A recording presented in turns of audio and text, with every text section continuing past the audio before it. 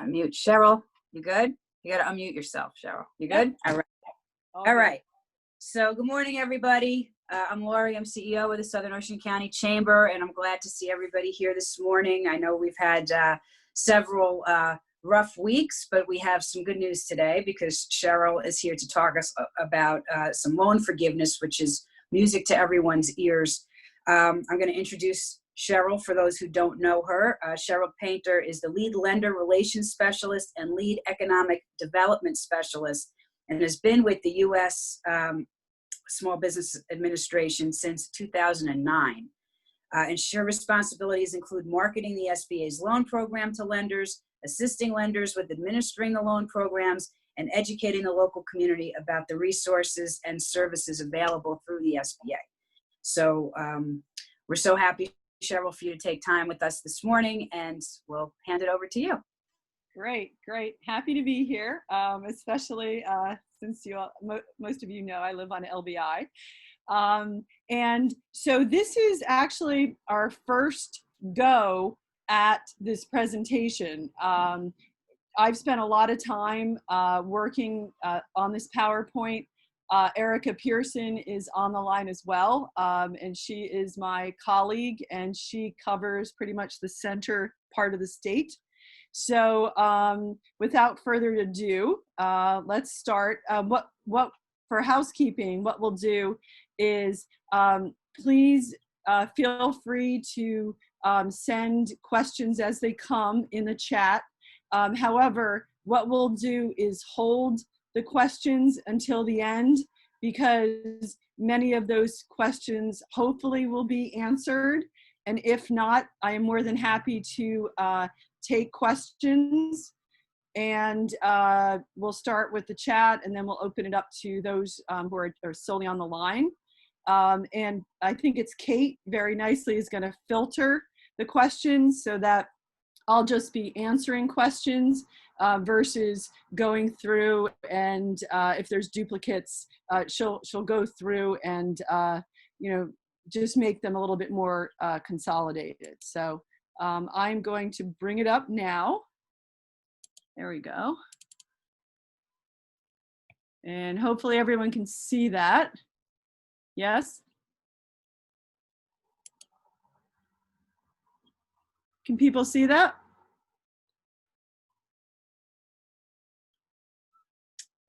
I'm not hearing anyone. Lori, can you? Yes. Yeah, I can see it. Oh, good. Okay, thank you. All right, perfect. Okay, so let's see. So Lori and Kate, if something does happen in the technical, I'll ask you to unmute and let me know, because otherwise I won't know. And when I'm done this presentation, for follow-up questions, my last slide will have both my email address and my phone number. So let's start. Oh, there we go. Okay, so this presentation is intended to just be an overview about the application and the process.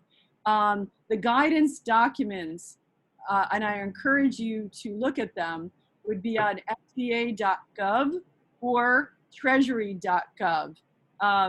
Both of them are very user-friendly websites. There is a place to click in for borrower. And when I use the term borrower, I really mean small business. So sometimes my lending hat is on and I'll use the word borrower. So just know that in this case, I mean the small business, just so there's no confusion.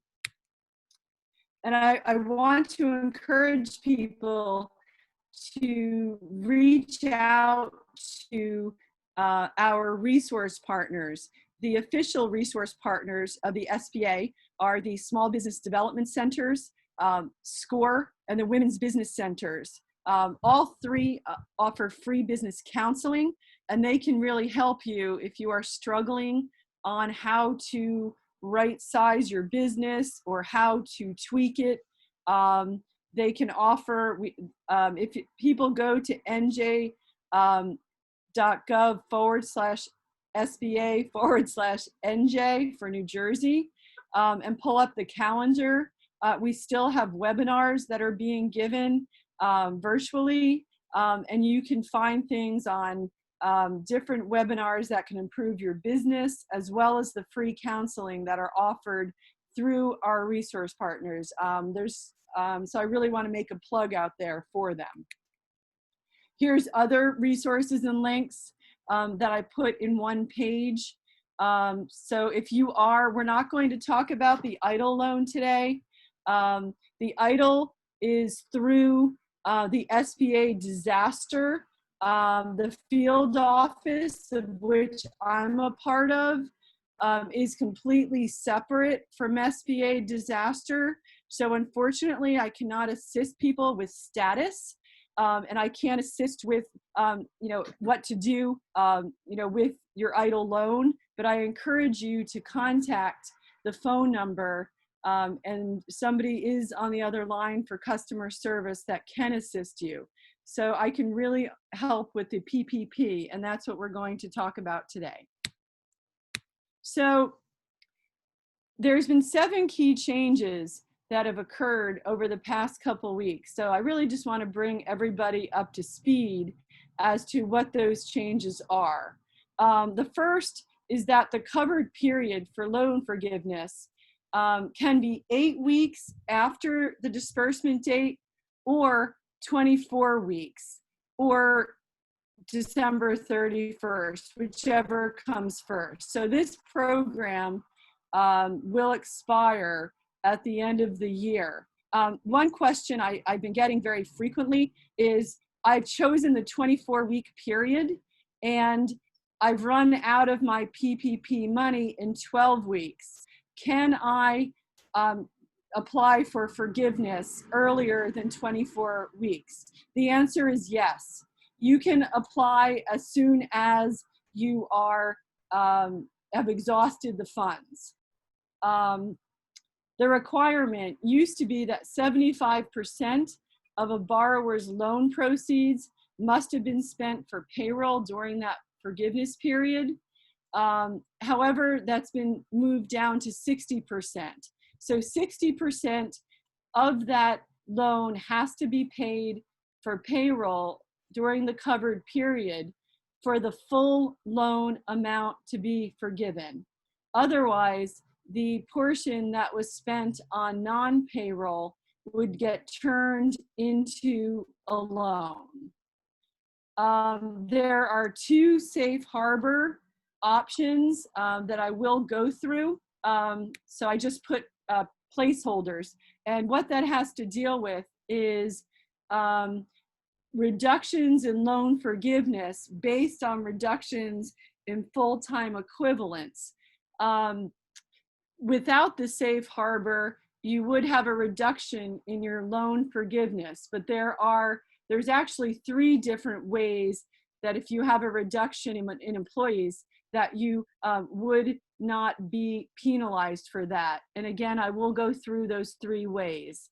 The 5th important key change was that the maturity of a PPP loan that was approved on or after June 5th, the part that is not forgiven will get termed out for 5 years. Originally, it was 2 years. So what happens to those who have applied before June 5th is they have to work with their borrower to see if they can term it out greater than 2 years, because the loan documents that were closed at the time originally stated the 2 years, and that's what the lender signed up for. So it really has to be a negotiation with the borrower and the lender. It's actually bringing up the nuance is that those who applied earlier, it's actually, it wound up being better if you applied later. However, as we all know, everybody was panicked, especially since the money ran out that first time.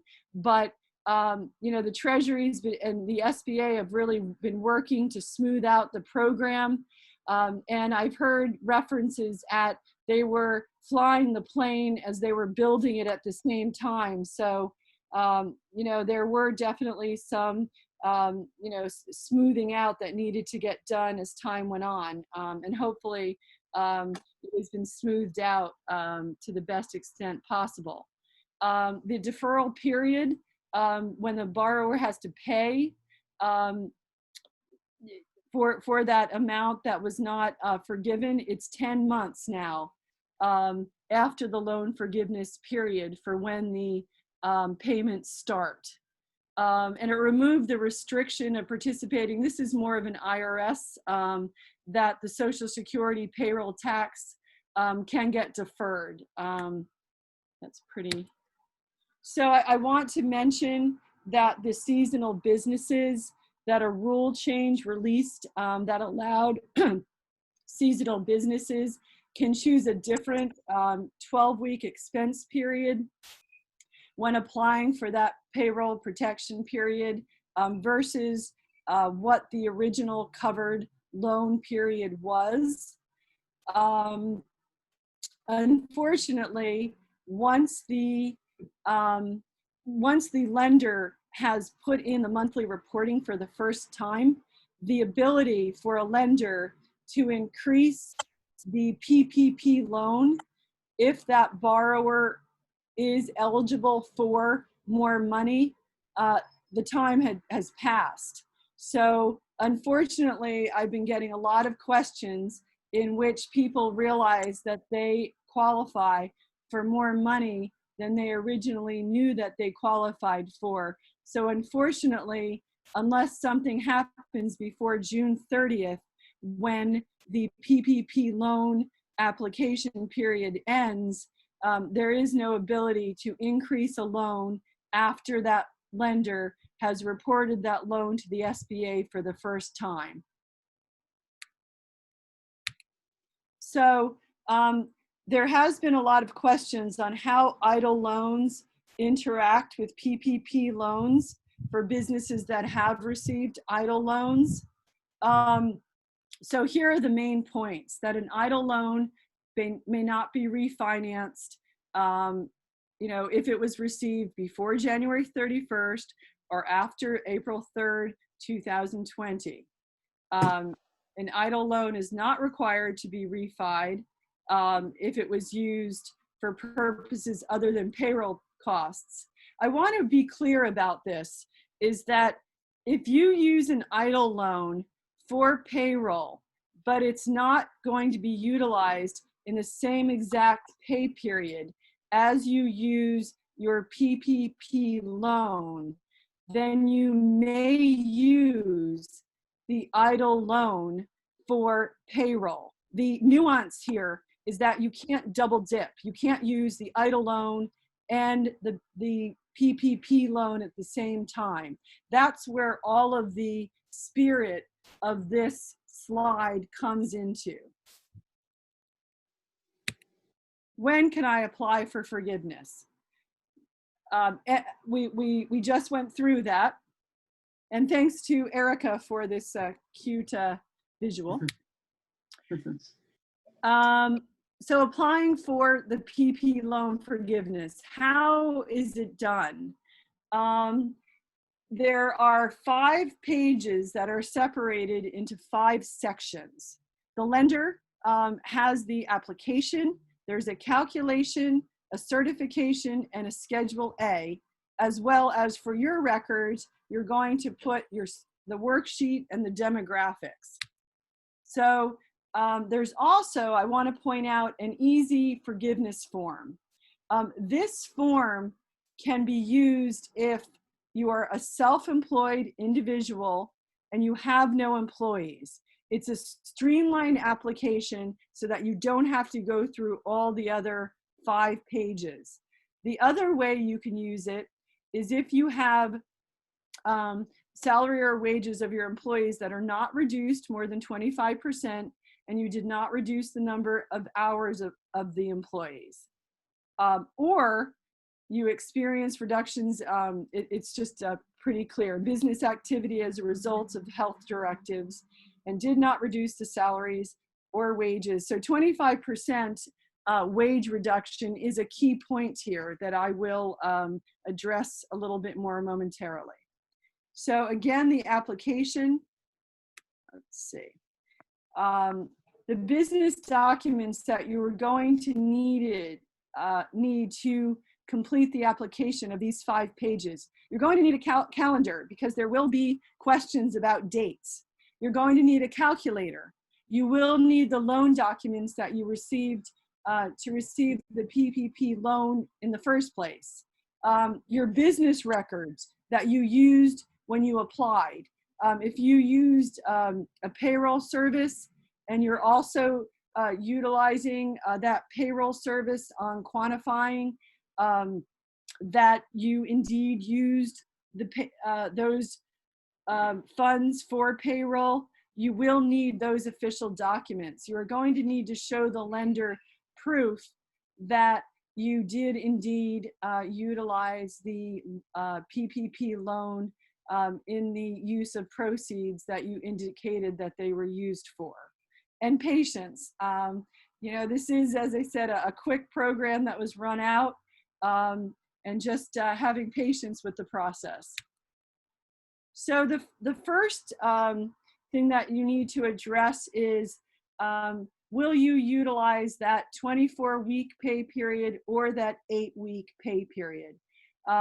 If you were after that June 5th date to apply, you automatically get the 24 weeks.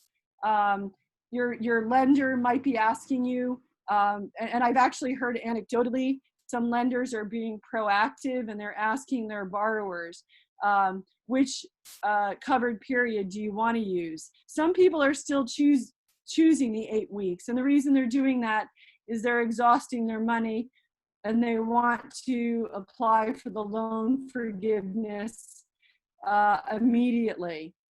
This alternative payroll covered period, it's very wordy, but what it really just means is an individual, a person that uses a payroll service that starts in a bi-weekly pay period can utilize that first day of the pay period as their covered period to start versus the first day of disbursement. So if you receive your PPP loan on a Friday and that following Tuesday is the first day of your official payroll period, according to how you utilize your bi-weekly payroll docs, then you can choose that Tuesday for your payroll period to begin. So full-time employee calculations. I do get this question a lot for people that have part-time employees. So what you want to do is you want to turn them into a full-time employee equivalent. And how do you do that? So after you've chosen your covered payroll period, you're going to take the average numbers of the hours that are paid per week. You're going to divide by 40 and round to the nearest 10th. Or you can simply assign a 1 for employees who work 40 hours or more per week and 0.5 for employees who work fewer hours. I personally have a seasonal business, and for me, utilizing option 1 allowed me to enjoy the greatest amount of loan forgiveness. So that might be the case for those seasonal businesses out there. Actually, I don't have it, but my husband has it. But moving on. What is payroll cost? So payroll cost consists of compensation to employees, and it is intended for those whose principal place of residence is the United States. So if you have workers on your payroll who are coming from abroad, then those individuals are not able to be included in your payroll cost. And that is because this loan program is intended to help our United States workers and our economy. And that was how the Treasury and SBA worked at creating the program. Also, your 1099 individuals are not able to be included, and that's because they can apply on their own. It does include the payment for vacation, parental, family, medical, or sick leave. It does allow for separation or dismissal of employees. And it does allow for health group coverage, including insurance, premiums, and retirement for your normal payroll costs. And it is allowed for your payment of state and local taxes. And just if you are an independent contractor or sole proprietor who is on the line, just a reminder that you can apply and that your compensation is allowed to be submitted for that forgiveness. We've pretty much gone through all of that. Just a reminder that for each individual employee, the total amount of cash compensation eligible for forgiveness is capped at $100,000 as prorated for the covered period. And you only count it as once. Let's see, your covered mortgage obligations. So that is your non-payroll. This is what can be included in that 40% that you can count as non-payroll expenses. Your rent obligations, and this is business, not your residence. I have had some individuals with home-based businesses, and if you do have mortgage or rent obligations that you include a portion already on your taxes, then that portion can be used for this calculation. But if you didn't report it previously on your 2019 tax return as an expense, then you can't do it for this year for PPP. And your utility payments are again of a business nature. And they have to be during the covered period.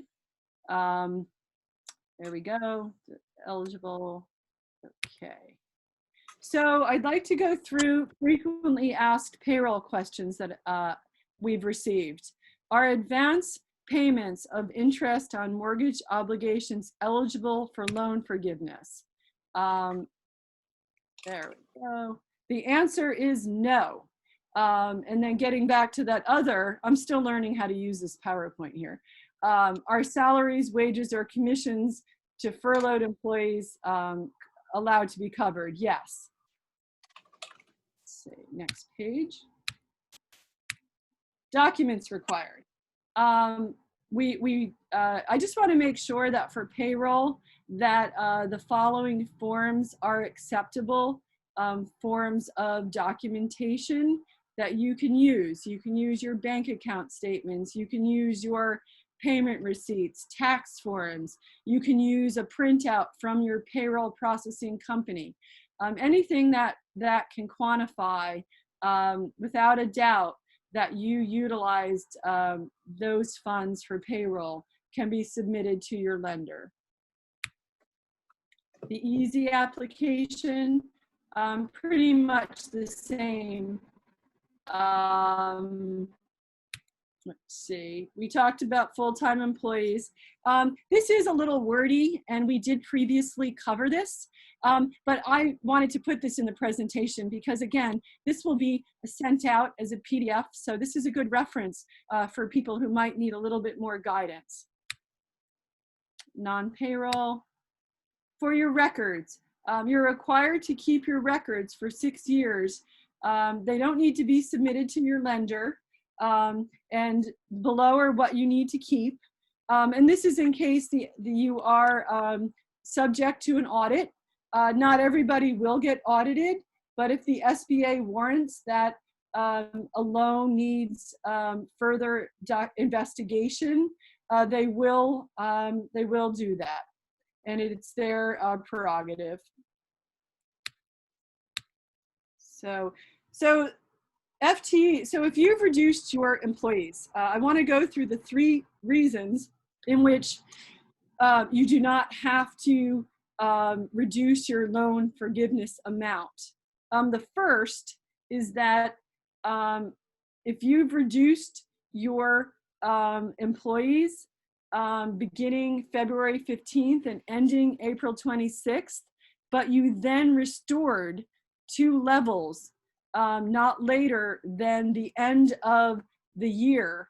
And having said that, you would then have to make sure that when you're applying for the loan forgiveness, at that time, you will have restored your FTE to what it was to the prior period. So you will have to have made it back to that FTE amount. And that's utilizing option 1.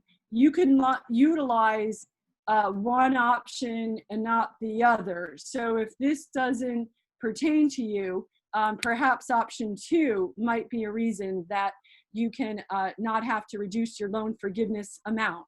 And this is if in good faith you can document that you were unable to operate your business after February 15th due to compliance with state or local requirements that were issued between March 1st, 2020 and December 31st, 2020, then you will not have to, you would not have a reduction in your loan forgiveness.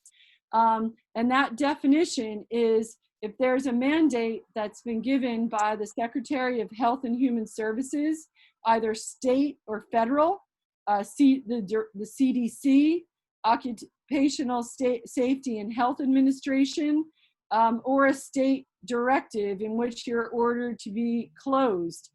Those would be reasons that you would not have to get that reduction in loan forgiveness. The last one, it's not a safe harbor, but it is a guidance that was given out. This is an exception if somebody was fired for cause, they voluntarily resigned, and they voluntarily requested and received a reduction of their hours. The other one, and it's the first point, and I want to actually highlight that, if you made a good faith written offer to rehire an employee during the covered period, which was rejected by the employee, that would be a reason, and you would actually give that written documentation in your loan forgiveness application to the lender. I do know, I've been hearing anecdotally that there have been businesses that were not able to bring back employees because those employees were getting more money through that $600 extra in stimulus. And as a result, their employees were not coming back. So 2 things. One is you have to CYA, you have to give them a written offer, and that they don't have to tell you they refuse, but you have to give them a written offer. And that's the federal requirement.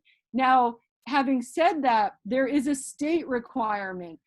This presentation is on the federal level, but I do want to point out that New Jersey, and if you go to NJ/DOL, there are state requirements in which you must let the Department of Labor know that you have an employee that is not willing to come back, but work is available for that employee, because that's a whole state thing. And I would go to the Department of Labor and I would read that guidance and make sure you're in compliance with that. So that's my state plug. But at a federal level for PPP loan forgiveness, I'm just talking about that good faith written offer that needs to be in the documentation for loan forgiveness. Okay, so what effect does a borrower's reduction in employee's salary or wages have on the loan forgiveness amount? So if you've reduced an employee's wages, by greater than 25% per hour, that would generally result in a reduction in the loan forgiveness amount. The calculation is performed on a per employee basis, not in the aggregate. So you are able, if you have to reduce that employee's wages by up to 25% if it is a means of you being able to continue to operate your business. How should a borrower seeking loan forgiveness account that reduction? And again, it applies only to the portion of the decline in employee salary and wages that is not attributable to that FTE reduction. Here's another question we've gotten. How about a reduction in a borrower's number of full-time equivalent employees have? You have to select that reference period, and that's how you're going to do that calculation. Okay, so if the average number of full-time employees during the covered period is less than the total eligible expenses available is reduced proportionately. For example, if I had 10 full-time employees during the reference period and this declined to 8 employees during the covered period, the percentage declined by 20%, and thus only 80% is available for loan forgiveness, with the caveat of those 3 exceptions based on, say, the 2 for safe harbor, and then that 3rd for that reduction based on employees not coming back. So you would go through the process, by the way. You would state, it looks like I would receive a 20% available for forgiveness. However, my business is protected through reason 1, 2, or 3. And then you're set and you're okay. The application. So how does it work? The business owner submits the loan forgiveness application to the lender. The lender has 60 days to issue a decision to the SBA.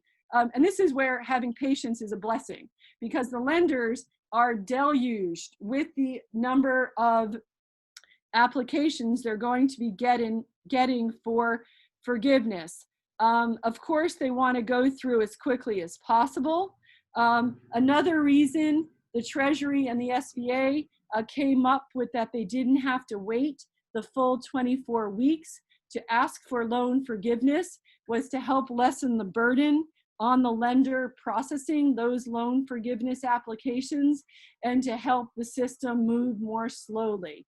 So they do have that 60 days, but hopefully they'll get you a decision earlier. If the SBA will then review and determine if the borrower is eligible, the lender is responsible for notifying the borrower, and the SBA has 90 days to get back to the lender. So it is a big, it can be up to 5 months until you get your decision of that loan forgiveness. But certainly we're hoping that that gets streamlined, and the systems, I know the IT for the SBA has just done a huge upgrade, so hoping that will help get these processes in quicker. Okay. All right. And we talked about the 2 to 5 years.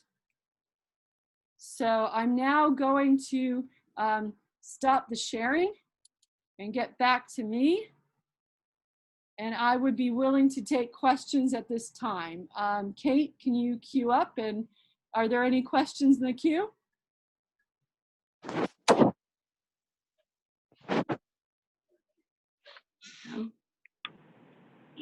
Sorry about that, having a couple phone issues. A couple questions did come up. One of them was from Sean, who asked he said I was originally approved for the PPP under the 6-week time period. Once the new legislation was passed, I thought the loan automatically extended to 24 weeks without action on my part. Do I need something for my loan to be extended to 24 weeks, or am I granted that period automatically? You are granted that period automatically. You just have to let the lender know. They will be contacting you, and if they don't worry about it, because you automatically, it's up to the borrower to choose which period they would like. Sean, did you have anything else on that? No, that answered my question. Thank you. Sure. Thanks, Sean. Perfectly. And Maria had popped up a question asking, her question was, did you mean that there are organizations that are assisting borrowers in applying for this forgiveness, or are people asking their accountants if they don't have time to do this? Oh, okay. So actually there's two things. One is, sure, you can use your accountant. The other is the NJEDA is actually given 5 different organizations the ability to help people with their applications. And not coincidentally, 3 are our resource partners: SCORE, the Small Business Development Center, the Women's Business Center, and the other 2 that were given that are the African American Chamber of Commerce and the Hispanic Business Chamber of Commerce. So any of those 5 organizations can help you fill out your application. Great question, Maria.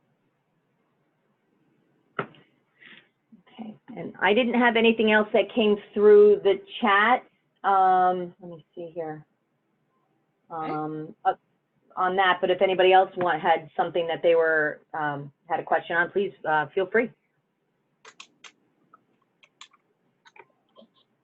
Kate, can I ask a question? Of course, go ahead, Michelle. Okay, for sole proprietor, the split is 60-40. How does that work with, in this situation with the 40%? That you were saying that it has to be a business mortgage, like, because we utilize our house as for our business. Yeah, so if you utilize your home for your business, if it's in 2019, if you did not apportion part of your mortgage for your business, or you were like it would have been done with your accountant.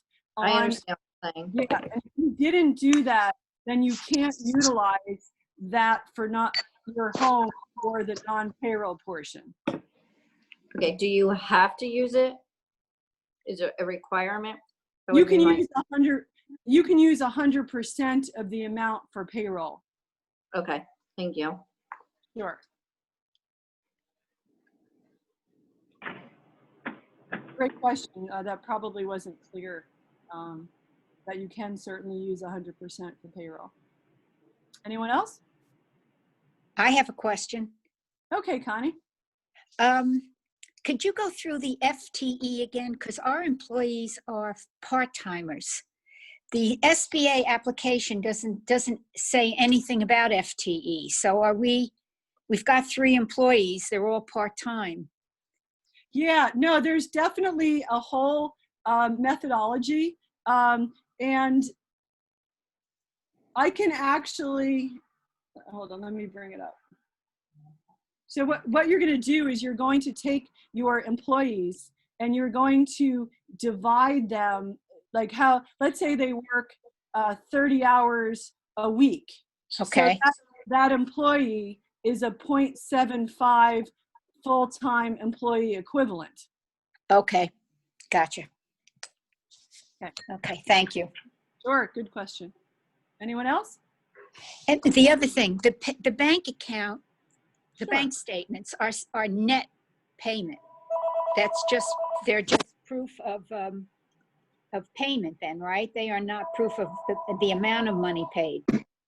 Right, but if you, but the grant is actually eligible. So if you have a payroll company, then you could have them send you a report on Okay, your gross. You want to okay, use gross, not net. right. What I'm trying to do is a presentation on the whole kit and caboodle, so to speak. But you want to use gross. So if you do use a payroll company, you know, definitely have them send you a report. And many of them, I know mine, I actually will send them, they're going to send me a PPP report based on the time period I give them. So they know that they need to help, you know, businesses out with this. Okay, all right. My last question, I'm sorry. That's all But right. if we use the EZ, do we have to wait to get the form from the lender, or do we just download it and, You can download it. Okay. You can ask for it from your lender, but if you go to treasury.gov, you click on small businesses and scroll down where it says for borrowers, you'll see it'll say EZ application, loan forgiveness, and just click Okay. that, and there you go. thank you. Sure. Anyone else? Going once? I didn't have anything else come through on my end. Yeah. Anyone have any follow-up? Again, at the end of the presentation will be both my phone number as well as my email. Feel free to reach out if you think of something that, or you want it of a more personal nature to discuss with me. Great. Thank you, Cheryl. There was a lot of information, and I know people are going to need the notes. We've already gotten requests for the deck. So if, Oh, great. yeah, definitely we'll share that out and make that public for our members. We want to thank everybody for taking time this morning to join us. We're always updating and trying to keep everyone as informed as possible. So if you haven't already liked us on Facebook at Southern Ocean Chamber, that's where we post the most up-to-date stuff. And of course, our new website, if you haven't been on there, visit lbiregion.com. We have a lot of information, especially COVID related, as well as what's reopening and everything. Good news as well, and informative. So please hop on there whenever you have any questions. And our office is open. So of course, you can call us or you can walk up. We have a walk-up window installed. So we're there in person for you too. Great. Thanks, everyone. Have a great day. Thanks. Thank you. Thank you. Buddy. Thank you. Thank you.